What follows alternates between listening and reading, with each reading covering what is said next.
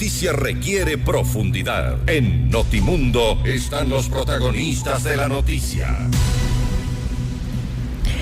Y saludamos a esta hora al economista Guillermo Avellán. Él es gerente general del Banco Central del Ecuador. Economista Avellán, muy buenas noches y gracias por acompañarnos. Le saluda María del Carmen Álvarez. Muy buenas noches, María del Carmen. Un saludo cordial a todos los que nos sintonizan a través de F Mundo. Mis mejores deseos para todas las familias ecuatorianas en este nuevo año. Lo mismo para usted, un buen 2022. Una de las consecuencias de la pandemia que vivimos desde el año 2020 es justamente la grave repercusión económica pues que ha dejado, y eso no solamente en nuestro país, sino en el resto del mundo. Sin embargo, en Ecuador ya vivíamos una crisis económica, ya veníamos arrastrando una crisis económica que obviamente se profundizó debido a la pandemia. Sin embargo, conocemos que hay datos, hay una leve mejoría a finales de este 2021. Revisemos con usted un poco esas cifras de recuperación que se manejan.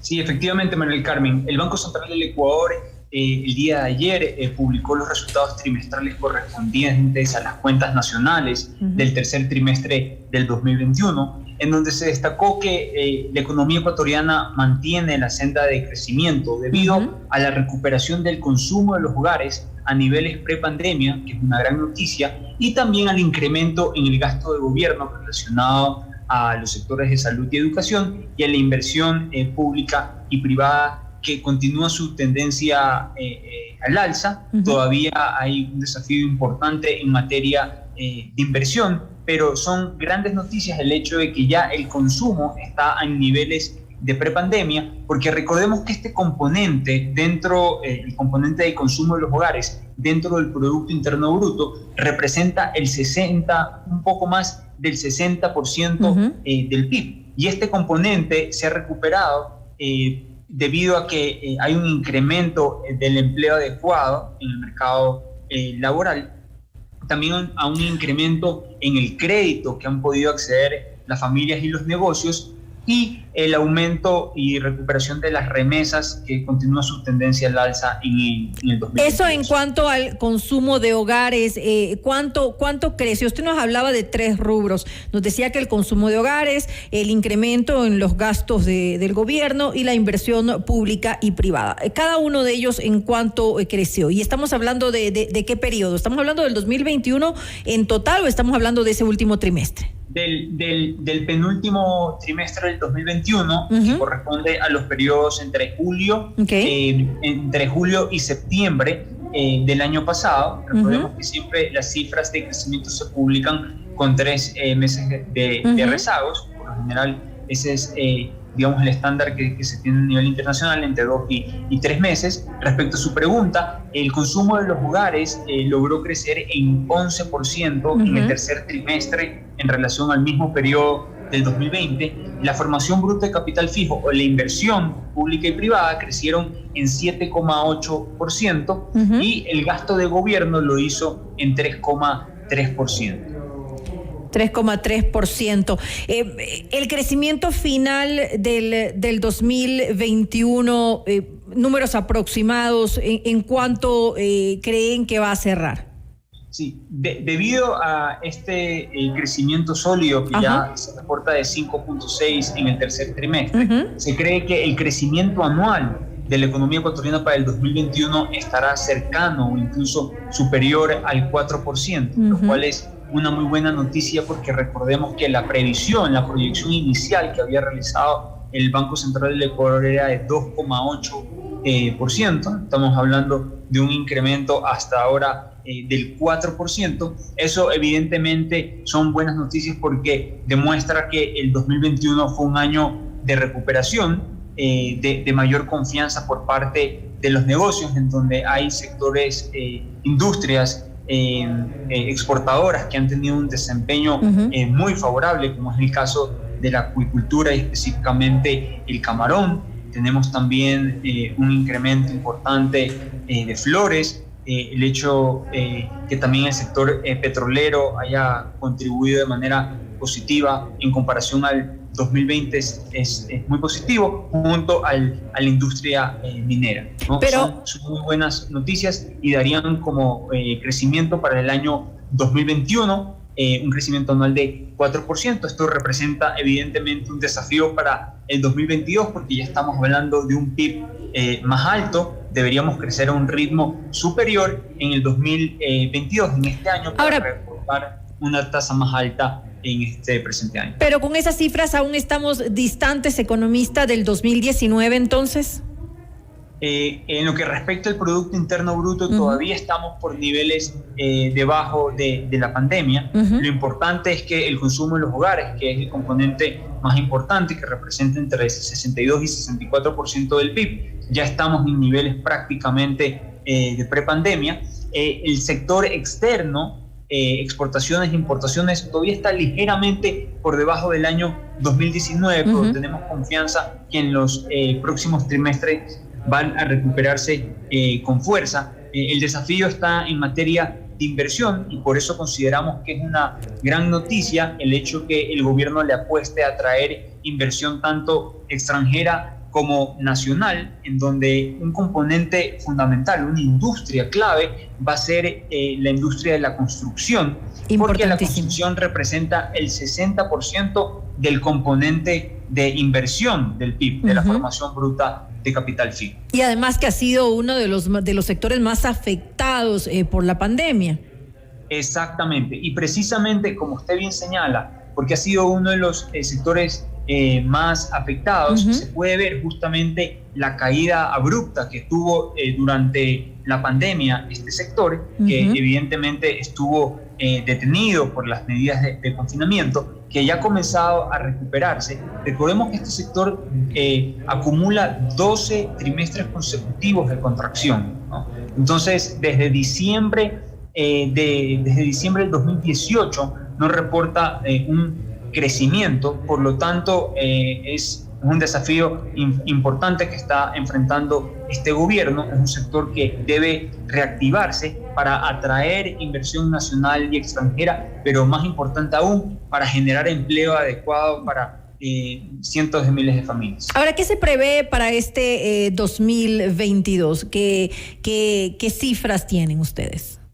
Sí, la proyección inicial que se tiene es de 2,55% para este 2022. El Banco Central ha sido muy respetuoso de la institucionalidad. Me refiero específicamente al respetar el calendario estadístico que establece que se debe publicar la proyección en noviembre de cada año para el crecimiento del próximo año. Evidentemente, esta proyección todavía no considera algunos aspectos, por ejemplo, importantes, como el incremento del salario básico unificado en $25, que esto evidentemente va a tener un impacto en el consumo de los hogares de manera positiva. También hay que considerar otras iniciativas importantes acerca de la banca pública. Tenemos recientemente la aprobación ya del programa de créditos al 1% con un plazo de 30 años por parte de Banecuador, y eso también va a ser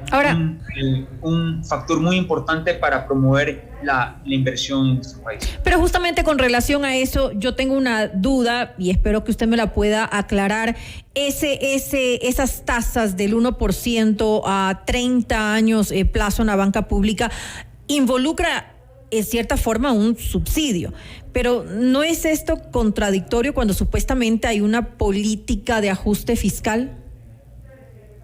Bueno, creo que es una muestra del esfuerzo que está haciendo el gobierno y el Ministerio de Economía para brindar facilidades y poder reactivar a los emprendedores, al sector agrícola y especialmente a las mujeres, porque también va a tener un enfoque dirigido para el emprendimiento femenino, para las jefas de hogar y para las mujeres que manejan sus propios negocios. Por eso es una línea de crédito que contempla montos que oscilan entre $500 y $5,000 y están destinados para todos los sectores agrícola, pequeña industria, emprendimientos de la agroindustriales, especialmente, como mencionaba, dirigidos para la mujer ecuatoriana. Entonces, es un esfuerzo que evidentemente está haciendo el gobierno nacional para poder reactivar el componente de inversión que es tan importante en nuestro país. Claro, porque aumenta el gasto fiscal, entonces evidentemente se espera que ese esfuerzo sea retribuido de alguna manera, porque si no simplemente va al gasto. Sí, de acuerdo. La idea es que esto también genere mayor actividad económica y se vea reflejado en una mejor recaudación, ya sea a través del impuesto a la renta, como también de las recaudaciones que se puedan lograr a través del impuesto del valor agregado, es decir, del consumo. Entonces, pero a pesar, digamos, de este subsidio, la buena noticia es que en materia de endeudamiento y déficit fiscal, el Ministerio de Economía está logrando importantes hitos. Tenemos que es el déficit más bajo de los últimos años, el que se registró en el 2021. También el nivel de endeudamiento se creía que iba a ser cercano al 65% del PIB y muy probablemente va a cerrar el endeudamiento en 60% del PIB. Son noticias relevantes que, a pesar de enfrentar una pandemia y de todos los gastos que esto implica en materia de salud y de rehabilitación también de escuelas que no habían sido reparadas durante un buen tiempo, el gobierno está logrando también poner la casa en orden y consolidar las finanzas públicas, no olvidándose de estos aspectos sociales que son muy importantes. Esperemos que sí. Ahora, hablando del sistema de tasas de interés en el país, estos cambios que se aplican ahora en el 2022, tanto en la banca pública como en la banca privada, ¿obedece a qué? ¿Qué es lo que se está buscando con esto y para qué segmentos va a funcionar? Sí, la metodología, María del Carmen, se aplica para prácticamente de los 13 segmentos crediticios, se aplica para 6 segmentos crediticios y a otros 2 se le aplica desviaciones estándar de la tasa activa referencial, que es el promedio del cual está prestando el sistema financiero. La metodología responde a criterios técnicos basados en 4 componentes que así lo estableció la anterior Junta Monetaria y Financiera. Las resoluciones de la anterior Junta Monetaria y Financiera dispusieron que era el Banco Central quien tenía que desarrollar esta metodología y la Junta Financiera, la nueva Junta, revisarla y aprobarla.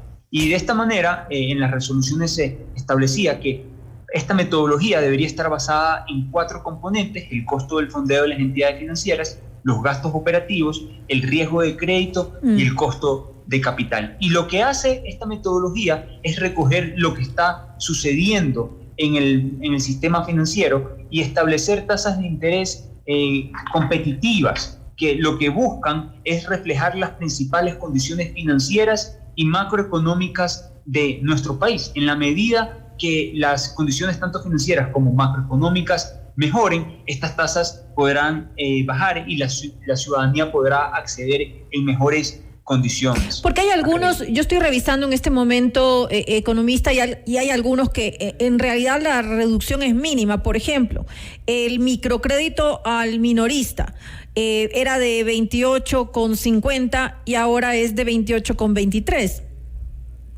Sí, mire, son 6 en los 8 segmentos hay reducciones en las tasas de interés. Lo importante es que hay que considerar que las tasas estaban estables, no se habían presentado cambios desde el 2018. Entonces, la reducción no es en base al 2020 o a la pandemia, sino estamos hablando de tasas que fueron impuestas en situaciones completamente diferentes. Y lo que responde la reducción es una respuesta a las mejoras en los depósitos, por ejemplo, que han aumentado de manera importante, pero también hay otros factores que no son tan positivos, como por ejemplo el incremento de la morosidad. Y el incremento de la morosidad aumenta las provisiones de las entidades financieras. Eso provoca que el riesgo de crédito sea un poco más alto. Entonces, si queremos tasas más competitivas, más bajas, las condiciones tienen que bajar, porque si por decreto bajamos las tasas de interés, lo que al final vamos a provocar es exclusión financiera, porque va a llegar un momento, y eso es, usted podrá entrevistar a directores, gerentes de cooperativas, mutualistas y bancos, y la postura de ellos es que si las tasas disminuyen de manera exagerada, lo que va a provocar es exclusión financiera, porque con tasas extremadamente bajas no se puede llegar a personas que no tienen, por ejemplo, historial crediticio, que están en sectores rurales, en donde su riesgo es mayor y los gastos operativos son evidentemente mayores. Pero en todo caso, bueno, esperamos que siempre haya pues se pueda ofertar una mejor tasa para que pues todos puedan de manera más fácil acceder a estos créditos y de esta manera pues un poco más desarrollar la economía. De acuerdo, es hacer a trabajar. María del Carmen, comunicarle a la ciudadanía que esto evidentemente va a venir acompañado de programas que está llevando a cabo el gobierno, como este programa de microcrédito al 1%, 30 años plazo por parte de Banecuador, que es complementario a lo que está haciendo tanto las cooperativas, las mutualistas y los bancos. Lo importante es que tenemos una metodología que responde a criterios técnicos, que recoge lo que está sucediendo en las principales indicadores financieros y macroeconómicos, en la medida que las condiciones del país mejoren, y el gobierno está trabajando muy fuerte para solucionar estos problemas financieros y económicos, vamos a poder tener tasas más competitivas. Que así sea. Esperemos que sí, estaremos pendientes de estas novedades. Entonces, le quiero agradecer nuevamente al economista Guillermo Avellán, el exgerente general del Banco Central del Ecuador, por habernos acompañado en esta entrevista. De nada, María del Carmen, un gusto. Buenas noches. Muy buena noche para usted.